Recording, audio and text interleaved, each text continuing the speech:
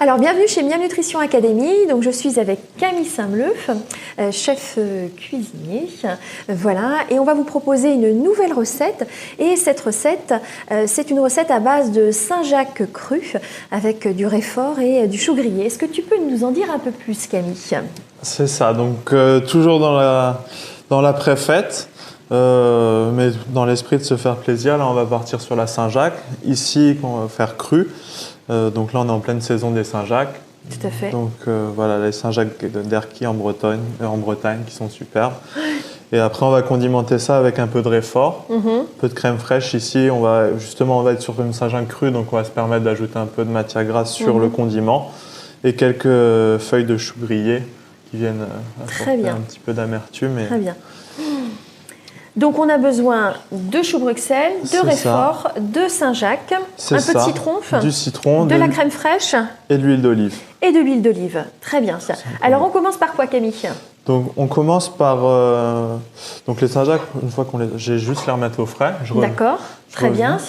Donc on remet les Saint-Jacques au frais le temps que tu prépares effectivement le reste des condiments. C'est ça. Donc soit vous demandez à votre poissonnier de les ouvrir, soit vous les ouvrez. D'accord. Donc et puis après on vient enlever juste le petit muscle sur le côté, donc pour vraiment garder la belle Saint-Jacques. Le petit muscle orange, on est bien d'accord, pour bien rappeler aux personnes, préciser. Donc là, pareil, ça va être une recette très simple, mais assez intense en goût, mais pratiquement aucune pesée, tout va très rapidement. Très bien. Donc, ce qu'on va faire, c'est préparer notre petit condiment. Donc là, on est sur de la pâte de raifort, du raifort râpé, qu'on peut trouver dans tous les supermarchés au rayon des sauces. Alors, je montre, voilà. Voilà notre raifort que tu as déjà râpé, du coup. Bah là, ça s'achète même en pot. Voilà, sinon, on peut partir sur du raifort frais, mais bon, ça va être moins puissant en pot comme ça. Donc, c'est une belle subtilité. En fait, ça va être la même chose que le wasabi japonais, mais à la manière française. Très bien, tiens. Donc là, on va rajouter une bonne crème fraîche. Donc, on va partir pratiquement sur un temps pour temps. Donc, voilà, pour à peu près une cuillère de raifort, on vient rajouter une autre cuillère. On va mettre, 2 cuillères. 2 cuillères, d'accord. Voilà. Donc on vient juste mélanger ça. Et tu mélanges les deux.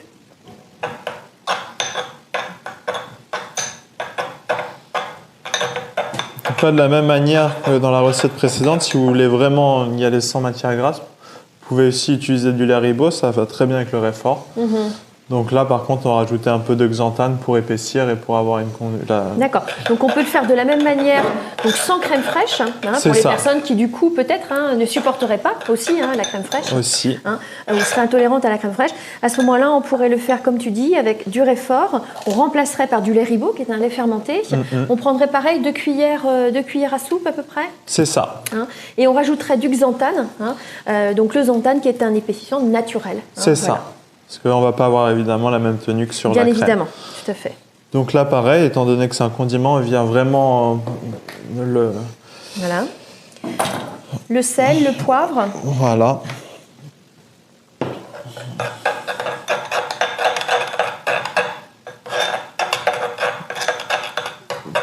Donc là, toujours, on vient goûter. Hop.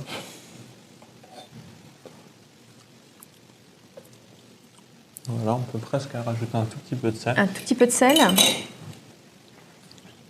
Et de poivre. Hop. Alors, ça va sans le dire, c'est mieux en le disant, mais toujours goûter effectivement ces assaisonnements pour vraiment bien ajuster le goût et les saveurs. C'est ça. Moi, il y a beaucoup, justement, c'est l'avantage aussi de la cuisine. La grande différence avec la pâtisserie, c'est qu'on va vraiment pas se baser sur des pesées. Mais oui.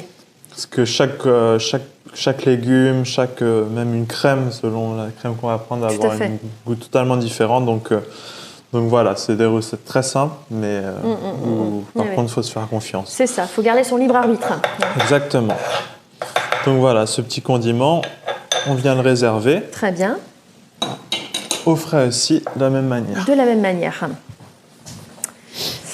Et puis après, donc on a mis nos Saint-Jacques effectivement au frais, on a mis notre préparation à base de réfort au frais également, hein, réfort crème fraîche. Hein, et on va, je suppose, hein, partir sur notre citron et nos choux. Exactement. Donc on vient faire une petite vinaigrette citron. D'accord. Donc ça va être donc basique. Très basique. Donc ce qu'on vient, là pour le coup, on vient utiliser la microplane. Très bien. Donc on vient zester. Prendre le zeste. Voilà. On va garder un peu de zeste pour en mettre sur l'assiette aussi. Donc voilà, on vient zester que sur une partie. On vient couper notre citron. Voilà, donc tu en prends le jus. C'est ça. Donc le jus d'un demi-citron, le zeste. Donc même pas, là on va partir sur une cuillère à soupe de jus de citron. D'accord. Évidemment, on réserve pour une autre recette. Et on vient mettre de l'huile d'olive. Et on va émulsionner tout ça. Hein. C'est ça.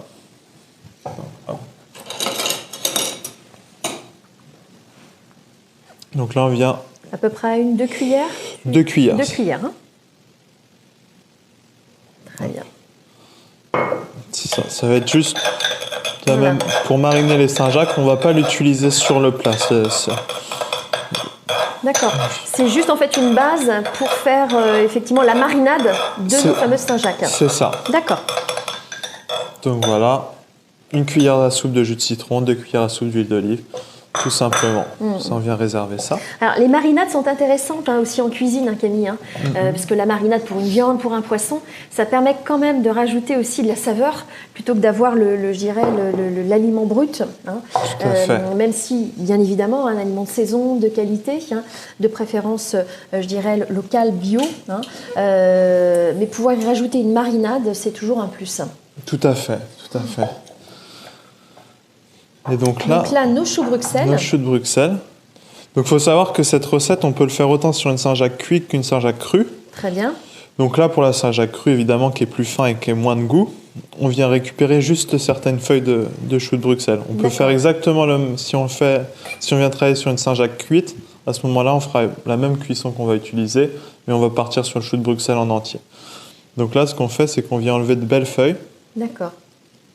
Et alors pourquoi effectivement cette différence de prendre quelques feuilles quand c'est une Saint-Jacques crue et puis le chou Bruxelles en entier pour une Saint-Jacques cuite? C'est parce que malgré tout, ça a beaucoup de goût le chou. Donc c'est pour quand même que la Saint-Jacques reste star de l'assiette. D'accord. Donc voilà.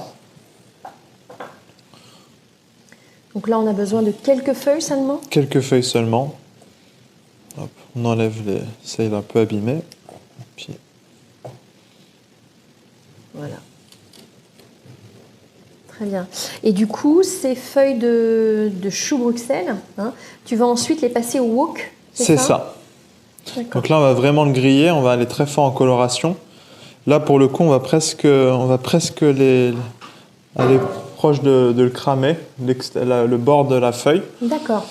Et on va finir la cuisson donc avec le wok, avec une petite cuillère d'eau qui vient finir de cuire à la vapeur le chou.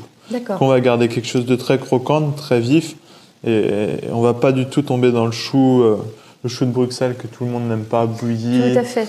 amer. Ben, tout à fait. Parce que le chou Bruxelles, effectivement, ça fait pas partie des légumes, on va dire, qu'affectionne le grand public. Mais là encore, c'est aussi une question de savoir le cuisiner simplement. C'est ça. Hein, et du coup de démocratiser aussi le chou Bruxelles dans son assiette et en tout cas de se décomplexer par rapport aussi à la cuisson du chou Bruxelles. Exactement. Donc là c'est ça, on part sur les cuissons asiatiques. À mon goût, c'est pratiquement les meilleurs. Saisie, parce que le wok c'est vraiment une cuisson saisie. Pour toi, ça fait partie des cuissons les meilleures, le wok, la cuisson wok? Pour ce qui est des choux, pour certains légumes, ouais. D'accord. Les choux, c'est surtout de la famille des choux, mais c'est ça, brocoli, les choux. Oui, choux chinois, c'est ça. Voilà, tout ce qui... d'accord. Alors, je te montre, voilà. La température pour le wok. Donc, on vient mettre assez d'huile, mais malgré tout, pas en mettre trop, parce qu'on va ajouter de l'eau, et puis à ce moment-là, il peut y avoir des projections assez dangereuses. D'accord, tu me diras que je me prépare. Voilà. Donc voilà, surtout sur 5 feuilles, on vient vraiment... Oui, c'est ce que je voyais. Hein. Très peu d'eau finalement. Très peu d'eau. Oui, ça correspond à une cuillère à soupe à peu près ce que tu vas mettre là. C'est ça. D'accord. Est-ce que c'est une façon, comme on dit des fois en technique culinaire, de déglacer quelque part ou c'est encore autre chose? Déglacer, ouais, ça va vraiment être ajouter, enlever les sucres dans le fond de la casserole. C'est ça. Donc par ajout d'un liquide. Là, on est vraiment juste sur... En fait, c'est une cuisson vapeur. C'est une cuisson en 2 temps.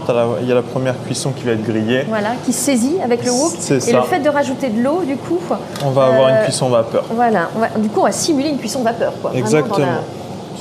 Donc, on vient mettre nos feuilles de chou. Ouais, effectivement, ça saisit bien. Hop. Donc, je me décale un peu, hein, Camille. Vaut mieux. Donc voilà, on les met face. Très bien. Donc très peu d'huile, hein. Tu as mis très peu d'huile effectivement dans ton wok. L'avantage du wok, c'est que la température monte très très vite. Ça fait partie aussi des cuissons saines, hein, la cuisson au wok. Donc là, on voit déjà ce petit départ de grillage. Oui. Donc c'est juste ce qu'on vient chercher. Bon, on veut l'avoir sur tous par contre. Oui, parce que ce qu'il faut préciser avec le wok, c'est quand même qu'on est sur une cuisson où le légume va être croquant encore. Hein. On n'est pas sur une cuisson vapeur ou même à l'étouffer. Hein. On va avoir un légume croquant. Donc là, tu le mets sur le côté, hein, dès qu'il a un peu noirci. Ceux qui sont bien colorés, c'est ça. Là, on vient chercher la coloration sur tous. Hein, on va pouvoir montrer effectivement un peu plus à la caméra. Si tu peux en prendre un du coup, Camille, voilà. Voilà, le côté un peu brûlé sur le côté. Voilà. Et là, une fois qu'on a ça, c'est là où ça peut être... On va avoir des projections. On vient ajouter un peu d'eau. Et tu refermes avec le couvercle. Et on referme. D'accord, très bien. Et là, c'est une question de même pas 1 minute. Là, on va être sur 20 secondes, surtout sur de la feuille. On peut faire du coup, comme je vous disais, exactement la même chose sur des gros choux de Bruxelles, coupés en 2 ou en 4. C'est ça. Si on fait les Saint-Jacques cuites. Et à ce moment-là, par contre, on va mettre un peu plus d'eau, évidemment. D'accord. Ah oui. Donc voilà, on les garde bien verts. On vient les débarrasser sur un petit papier.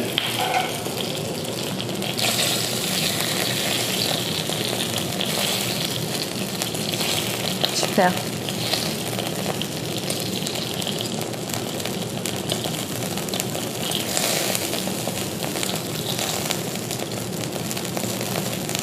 Hop. Comme Très ceci. bien, super. Donc ça a l'avantage de nous donner quelque chose d'assez graphique en plus. Oui.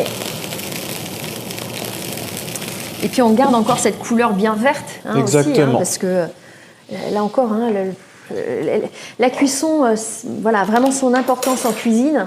Ouais.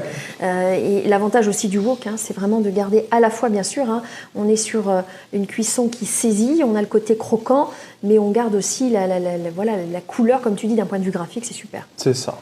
Donc là, on va chercher nos Saint-Jacques. Donc nos Saint-Jacques et puis ta petite base de réfort avec la crème fraîche hein, que tu nous as mis au frais. Très bien, tiens. Donc là, on va venir tailler nos Saint-Jacques, mais de manière assez épaisse. Donc on va les couper en 3. On veut quand même une mâche. Donc pour couper mieux, on va partir sur la base d'un couteau, on ne va pas faire de va-et-vient, on va faire en un coup. D'accord, très bien. Comme ceci. Hop. Très bien. Hop. Donc je rappelle, hein, on est sur effectivement une recette à base de Saint-Jacques, un Saint-Jacques cru, hein, qui peut aussi s'adapter hein, en Saint-Jacques cuite, hein, comme nous l'a dit Camille. Hein. Voilà, donc c'est une espèce de carpaccio de Saint-Jacques en fait, hein, Camille, que tu nous proposes, qui peut être aussi en entrée ou même en plat principal. C'est ça. Bon là en entrée, on part sur 2 pièces de Saint-Jacques qui nous fait 6 morceaux. Donc, et c'est là qu'on vient mettre la marinade. Et là, tu mets ta petite marinade. C'est ça, donc on va bien chercher au fond quand même le jus de citron. Voilà, que tu as fait tout à l'heure à base d'huile d'olive, jus de citron et puis zeste de citron également. C'est ça. Donc voilà, histoire de bien imbiber effectivement nos noix de Saint-Jacques sur toute leur face de cette marinade. C'est ça. Hop. Donc là, on va venir dresser. Donc c'est une recette qui est très simple, ça. Là, très simple. Et puis ça fera de l'effet. Voilà, avec des produits de saison. Exactement. Et puis relativement saine. Oui. Donc voilà, là nous avons notre condiment crème fraîche. Donc voilà, il n'y a pas besoin de culpabiliser, on ne va pas en mettre énormément. On est d'accord. On vient juste mettre un peu en base ce condiment. Voilà. Notre base que je rappelle avec crème fraîche effectivement et réfort. C'est ça. Donc ensuite, hop, donc ensuite on n'a pas besoin de les mariner longtemps, les Saint-Jacques. Oui. On vient les retirer, les poser sur un petit papier.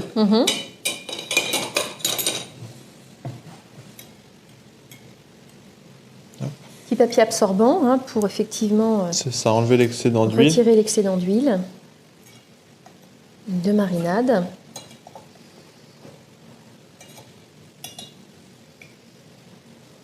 Super. Hop. On vient quand même légèrement saler la Saint-Jacques. Ça peut être avec une petite fleur de sel aussi. Oui. Et un petit coup de moulin à poivre. Un poivre parfumé, c'est très bien. Si vous avez un poivre timut, un poivre... Oui.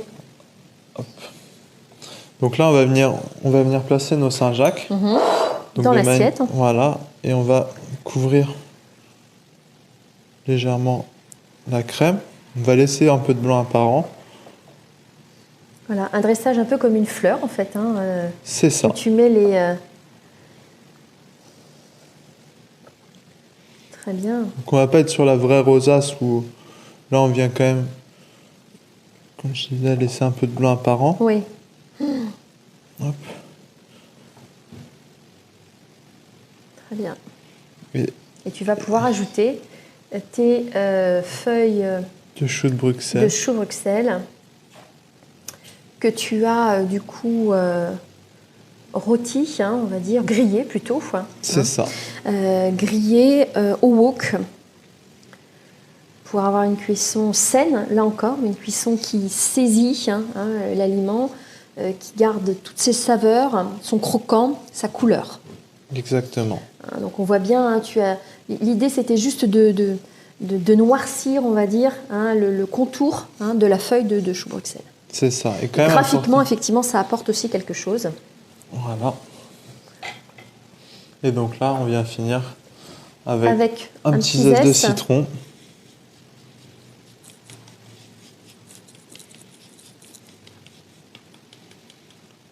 Hop. Voilà. Et après, là, ça va vraiment être à la volonté de chacun. Mais si vous le voulez, vous pouvez remettre encore un peu de marinade. Mais on va déjà avoir le goût de la marinade. Oui, avec je dirais la petite sauce de base, effectivement, de réfort et de crème fraîche qui est peut-être amplement suffisante. C'est ça. Super, quelle belle assiette. Donc voilà. Alors, je montre ça, effectivement. Voilà le résultat. Merci Camille. Donc, notre petit plat de Saint-Jacques cru, carpaccio de Saint-Jacques, voilà, avec une base de réfort et crème fraîche. Et puis, nos petites feuilles de chou Bruxelles qui ont été grillées au wok. On n'a plus qu'à souhaiter un bon appétit. Merci Camille pour cette recette. De rien.